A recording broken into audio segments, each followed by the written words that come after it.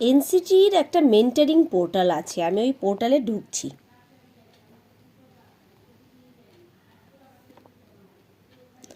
এই যে পোর্টাল, এটাতে মেন্টরিংও করা যায়, আবার মেন্টিংও করা যায়, মানে আমিও শিখতে পারি, আমি মেন্টর হিসেবে নিজেকে অ্যাপ্লাইও করতে পারি।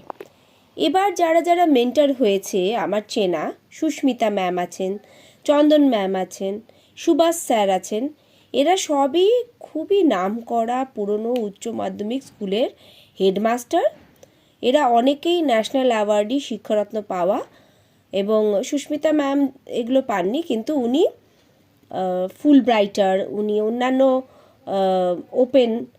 ওপেন রিসোর্সে কাজ করেছেন, তে ইংলিশ নিয়ে কাজ করেছেন দীর্ঘদিন, তো উনি সিলেক্টেড হয়েছেন মেন্টর। তো এখন আমি মেন্টি হিসেবে অ্যাপ্লাই করছি, এই অ্যাপ্লাইটা টিপে দিচ্ছি, রেজিস্টার অ্যাজ মেন্টি। এবার আমি মেন্টি হিসেবে, কারণ আমি ক্লাসগুলো জয়েন করতে চাই ওনাদের, তো এরমভাবে আমাকে সব এই ডিটেলসগুলো পুট করতে হবে। ডিটেলসগুলো পুট করে আমি মেন্টিংয়ে ঢুকতে পারবো। এরপর আমি লগ ইন করে তাদের এই ক্লাসগুলো, তারা যেগুলো ক্লাসগুলো করাচ্ছেন সেগুলো আমি শিখতে পারবো।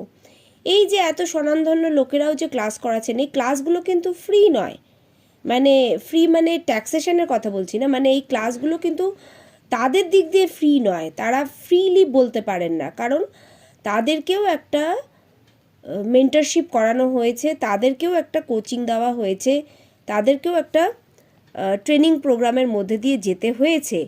কেন্দ্র সরকার যেভাবে ট্রেন করতে চাইছেন, আপনি এনইপি 2020-র কথা বলতে পারেন, আপনি যে যোগা দর্শন, যে নতুন নতুন ইউজিসি রুলস, যে এনসিটি এখন কি হয়ে গেছে, মানে এনসিইআরটি এখন একটা ইউনিভার্সিটি হয়ে গেছে, তো তার যে দৃষ্টিভঙ্গি রয়েছে সেই অনুযায়ী কিন্তু ট্রেন্ড করা হচ্ছে। কেউ ন্যাশনাল মেন্টর হতে গেলে তাকে কিন্তু সেসব ব্যাপারগুলো ট্রেন্ড হতে হবে, তো তারাও এই ব্যাপারে ট্রেন্ড হয়েই কোর্সগুলো কমপ্লিট করেই প্রথমে তাদের সিলেকশন হচ্ছে, তারপর তারা এই ট্রেনিংগুলো নিচ্ছেন। সন্ধেবেলায় ট্রেনিংগুলো থাকে অনলাইন, যেতেও বলা হয় অনেক সময় ট্রেনিংয়ে, দিল্লি কিংবা বম্বে।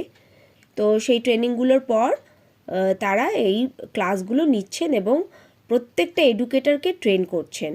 তো আপনারাও এরমভাবে মেন্টি হিসেবে আপনারাও কিন্তু অ্যাপ্লাই করুন, রেজিস্টার করুন, আপনারা এগুলো অ্যাটেন্ড করুন, তাহলে আপনাদের একটা আউটলুক চেঞ্জ হবে।